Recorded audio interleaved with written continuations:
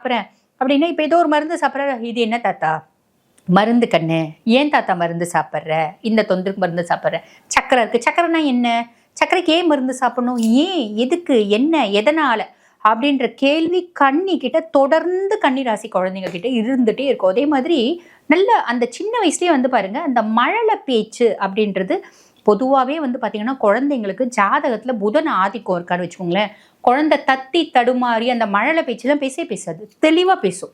இது நீங்கள் வந்து இதை பார்க்குறவங்க உங்கள் ஃபேமிலியில் குழந்தைங்களுக்கு சுய ஜாதகத்தை நீங்கள் பாருங்கள், புதன் நல்லா இருக்கான் அப்படின்னா குழந்தைங்களோட புத்தி ஷார்ப்னஸ் ரொம்ப ஜாஸ்தி இருக்கும். அதே மாதிரி பிள்ளை அந்த மழலை பேச்சு கொழ வழ அப்படிலாம் பேசாது, தெளிவாக நம்ம எப்படி பேசுகிறோம் அந்த மாதிரி தெளிவான உச்சரிப்பு அப்படின்றது இருக்கும். அதே மாதிரி எதுக்கு என்ன அப்படின்றது இருக்கும். நிறைய கேள்வி கேட்கும், இது என்ன அது என்ன. ஒரு நாடகம் அம்மா கூட உட்காந்து பேசுகிறேன், இது என்னம்மா, ஏம்மா பேசுகிறா, என்னம்மா பேசுகிறேன், எதுக்கு நான் பேசுகிறேன், அத்தனையும் கேட்கும். இதெல்லாம் புதனுக்கு இயற்கையாகவே ஒரு கேரக்டருங்க. இவங்களுக்கு வந்து பாருங்கள் லைஃப்பில் வந்து ஒரு சேலஞ்ச் அப்படின்றது வேணும். அந்த சேலஞ்ச் இருந்துச்சு அப்படின்னா இவங்க சூப்பராக ஷைன் ஆவாங்க. இவனை விட நான் பெட்டராக வரணும், அவளை விட நான் பெட்டராக வரணும். இது வந்து குழந்தை ஸ்கூல் படிக்குதுன்னு கூட ஒரு வீட்டில் 4 பிள்ளைங்க இருக்காங்க. இப்போ அக்கா நல்லா படிக்கிற